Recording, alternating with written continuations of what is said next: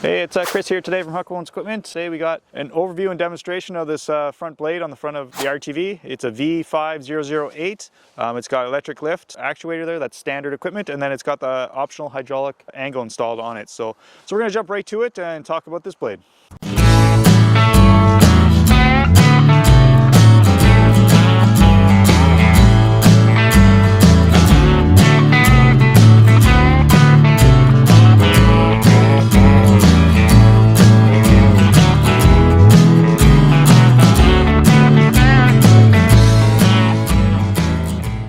When talking about this blade out front, it is a V5008. It comes standard with electric lift, so up and down is electric, and then side to side is usually manual.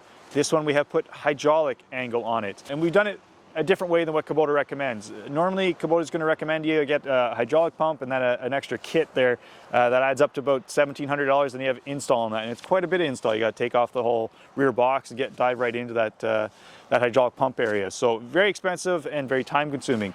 Way we've done it is run a couple hydraulic lines and installed a coupler kit on the back.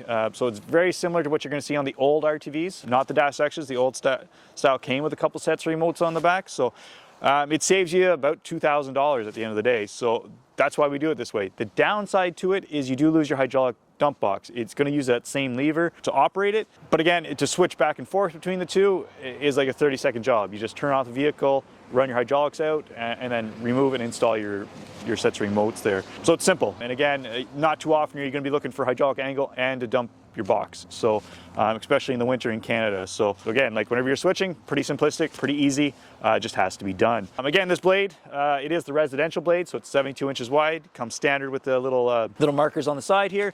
This blade is not made by Kubota. It's sold by Kubota though. It's made by Curtis. It does have its limitations being a residential blade, but it is functional. It does work fine, whether you go with the manual angle or hydraulic angle. Again, the moldboard on the back there, not too tall, so again, once you get into deeper snow, it does run into its limitations on that. Again, an RTV pushing snow works just fine. You know, it's got lots of power there, being diesel power. As long as it has traction, it's going to push it. Again, once you get into lots of snow, you might have to take half a swipe or just take the top off. But and again, if you're going to be doing lots of snow, I highly recommend get a set of chains for the back there to really help out on that area. So let's jump right to using this blade out so we can try it out.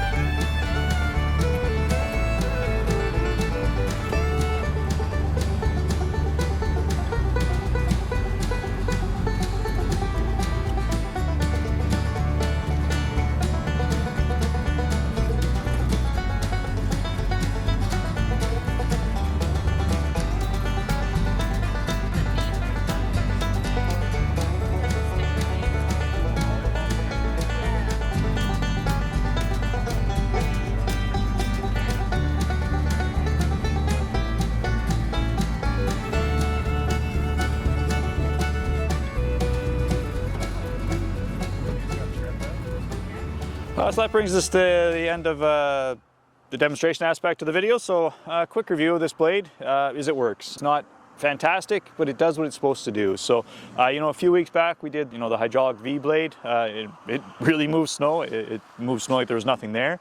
And as it should, you know, it's twice the price of this unit. Quick comparison between the two is it's a lot easier to see this blade. You can see both corners, see what it's doing and how it's responding. You know, whenever you get into that V blade, it got very difficult to see the corners, what you're doing out front. Visibility wasn't very good compared to this unit. So yeah, so it works. You know, if you got that 10-15 centimeters, it's going to move it. Your driveway is going to look good, and that's what the application is for. You know, for that residential use. It's not a commercial blade, but it's great that it has that trip edge because, well, without it, you're going to be breaking something very quickly because you know it wants to fold over whenever you get into that hard packed snow and stop pushing. But otherwise, it did what it was supposed to do. You know, it's got that nice skid shoes. It's a basic blade. There's not a whole lot more to say about it. It does what it's supposed to do, and it was nice to actually get out and try it so that we could show that to you. So this is your coupler kit on the back here that we've installed. You'll see these extra two lines here that are not in use are for your hydraulic dump box.